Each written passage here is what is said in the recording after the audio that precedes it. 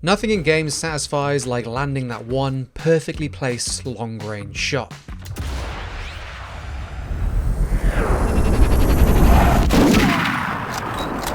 Virtual sniping comes in such a spectrum of flavours, from Call of Duty quickscopes and CSGO AWP picks to measuring your range and bullet drop in games like ARMA and Sniper Elite. But games don't always get the humble sniper rifle quite right. We've come here to the Royal Armouries Museum in the UK to break down the differences between the virtual sniper rifle and its real counterparts, and unpack some of those dubious tropes. I think there's a strong misconception that the Barrett 50 caliber that was a sniper rifle. They're not designed for precision. They are not precise at, say, 1,000 yards.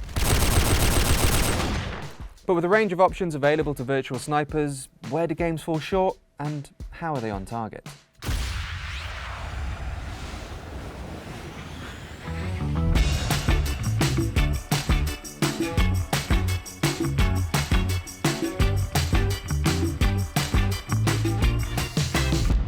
Before we can understand where exactly games are getting sniping wrong, we must first understand what exactly a sniper is and how they've developed through history.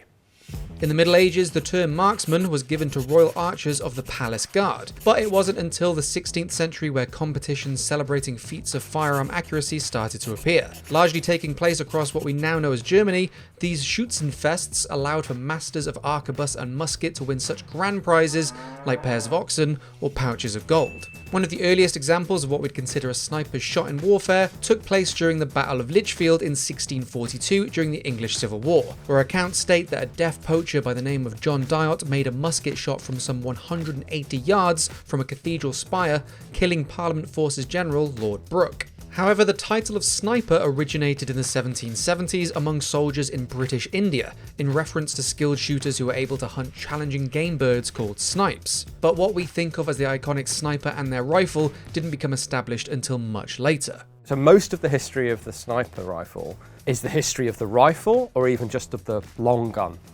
generally. And it's not until we reach the American Civil War, maybe, where we start to see things like the Davidson scope fitted to, say, Whitworth rifles. In relatively rare cases, the vast majority of sharpshooting in the American Civil War, pretty much what we think of as sniping today, was done just with iron sights. Even in the First World War, most of the sniping is done with some form of iron sight. But that's where we start to see specialised sniper rifles. But the rifles themselves haven't really changed. They're just ideally selected for accuracy, and then of course drilling and tapping the receiver for a scope, and then when you get a scope on it, that's where we really get our iconic sniper rifle. What we consider a sniper rifle really originated out of World War I. Germany went to war in 1914 with light infantry units like the Jaeger battalions, which had a long tradition of woodland combat, camouflage and patience. This was supplemented as well by the country's long tradition of game hunting, and Germany having a leading industry of high quality lenses and optics. By the end of 1914, Germany had issued 15,000 Mauser model G98 scoped rifles reserved for the best marksmen of a battalion. However, other powers like Great Britain entered the war without specific military doctrine around individual marksmen, sharpshooters or telescopic sights. Seeing the effects that German snipers had both pragmatically and psychologically, Britain founded their own sniper schools on the Western Front. Between the two world wars, many nations would drop their specialised sniper units, but a marksman would reappear as an important battlefield role as early as the first campaigns in World War II. Sniper training varied between countries, with some forces putting more emphasis on the role than others. The arms they were issued were also just as varied, but many of them gained a reputation throughout the war and became iconic themselves, many of them recognisable in games and movies today. Be that the Soviet Mosin Nagant, the German KR-98K, the British Lee Enfield, or the American Springfield and M1C Garand. Sniper rifles continued to be implemented through almost every major conflict into the modern day, from Korea, Vietnam, the Middle East and further. These rifles continue to be adapted and improved upon, with modern rifles having the potential to shoot accurately at distances up in excess of 1,000 meters.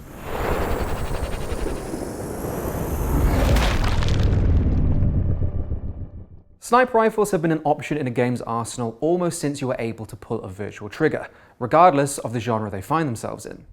From early 90s shooters like Medal of Honor or GoldenEye 007 with rudimentary scope views, to strategy games like Fallout and Commando, which gave tacticians the option to take out enemies from range. or even within the arcade, where fans of light gun games had the option of sitting behind a physical plastic rifle in sniper scope. Battling with the risk-reward of high damage and punishing misses, many players have always felt an allure to place those single powerful shots. Whether you're the top fragger in Counter-Strike or in a single-player experience taking the role of a chrome dome assassin in the Hitman franchise. The main draw of virtual sniping has been the range at which you are able to engage and the satisfaction that comes with hitting that long-range shot. But there's often been a hard limit, not just because of the range of the weapon, but because of the render distance each game's engine is able to draw.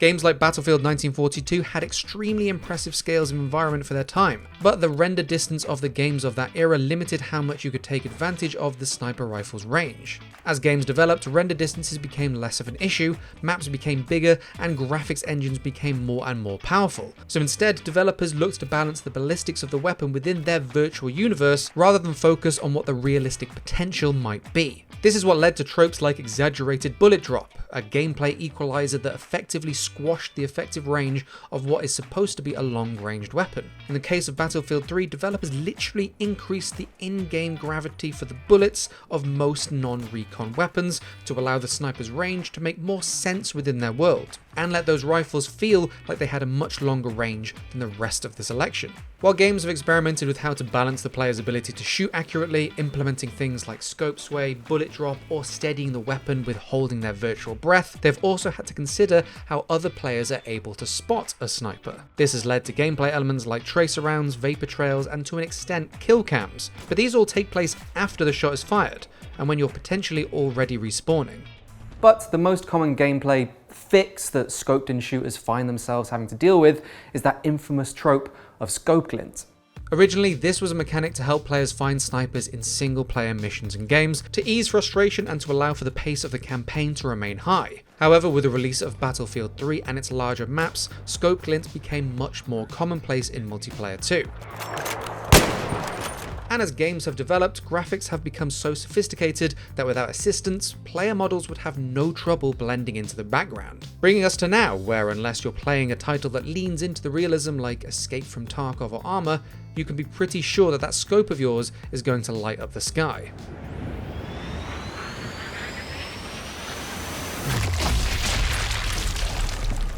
While in reality it wouldn't be nearly as commonplace as it is in games, it has been a consideration through the history of scope design, and there have long been strategies to avoid this issue. First with the use of foliage, camouflage, shooter placement and concealment, while more modern scopes are often fit with a kill flash, a mesh of material designed to prevent light bouncing off the large piece of glass atop a user's weapon.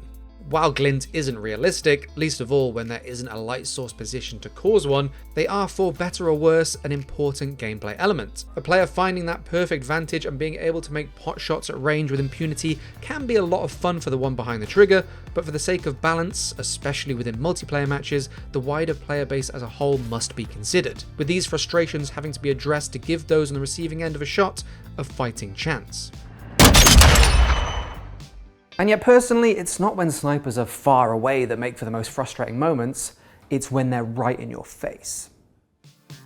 Quickscoping is yet another way sniper rifles have had to fit into the environment and to the player base's tastes, more so than most any other weapon. We do a deeper dive into the phenomenon of quickscoping in our intervention episode, link in the top right for that, but it has undoubtedly been a consideration as games have grown beyond the days of Call of Duty 4. But for the longest time, most Call of Duty maps were relatively small, at least by today's comparisons. But despite the sniper rifle being just about the worst weapon you could think to run and gun with, the small matter of realism wasn't about to deter a gamer's desire for those powerful rifles and satisfying one-shot kills.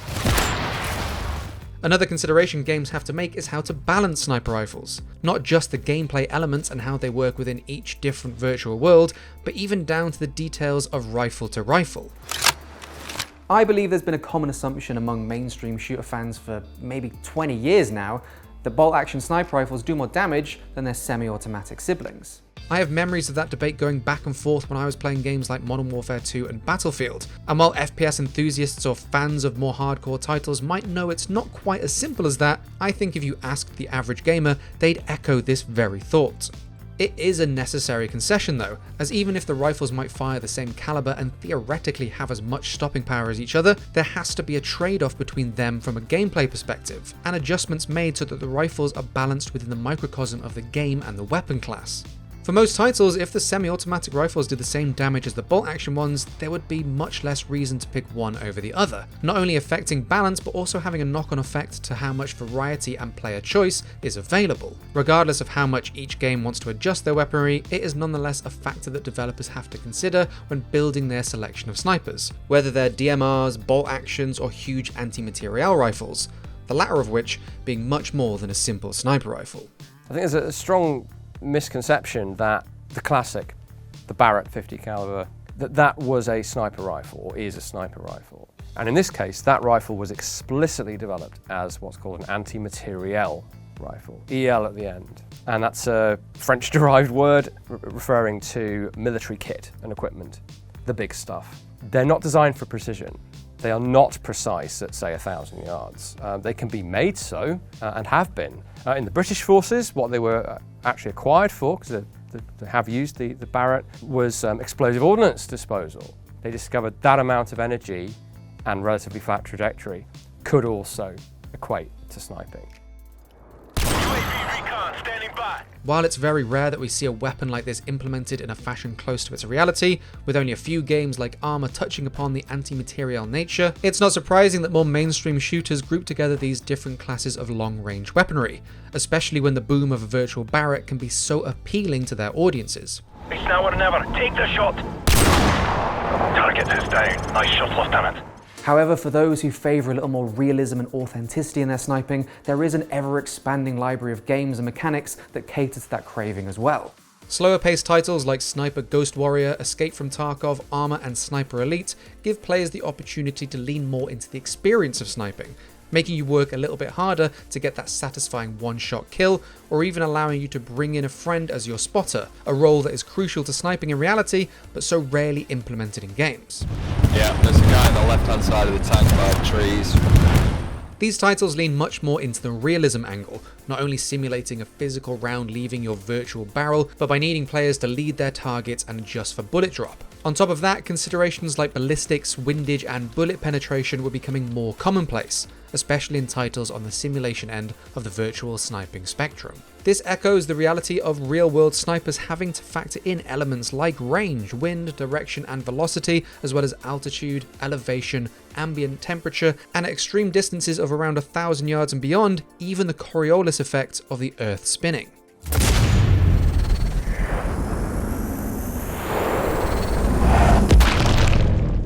For all their faults, virtual sniper rifles exist across a huge spectrum in games, and in that I see an enormous strength. I love sniping, it's one of my favourite playstyles, and the long-range firefights and feats of accuracy that only sniper rifles can offer can create some of the most intense and satisfying moments in gaming.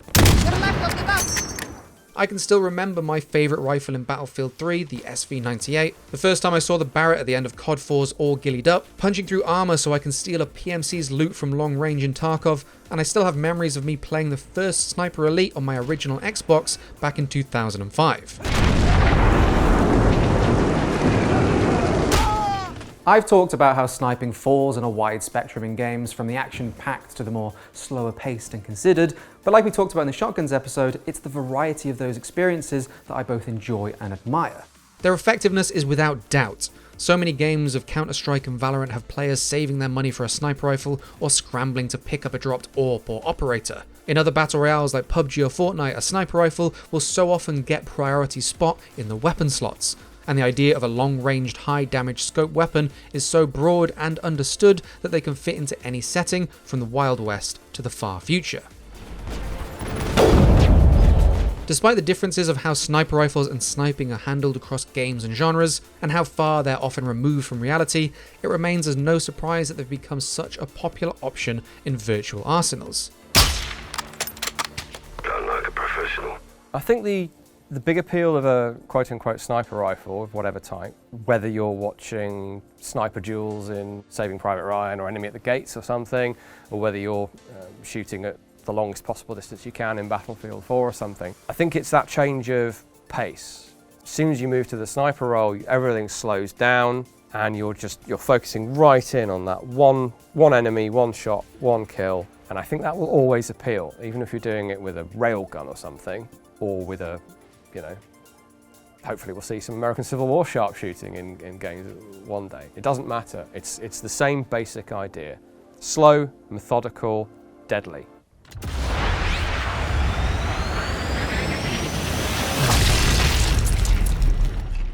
It's a new season of Loadout, and we've got many more episodes to come. If you enjoyed, make sure you like the video, subscribe for more, and let me know in the comments section what you'd like to see an episode on, or reach out to me on Twitter @IrregularDave. If you want to see more video game firearms content, you can watch the previous series of the show, or check out our weekly series of Expert Reacts, where I show our friends at the Royal Armouries a slew of guns to break down. Until next time, I've been your host, Dave Jewitt. Thank you so much for watching, and I'll see you in the next one.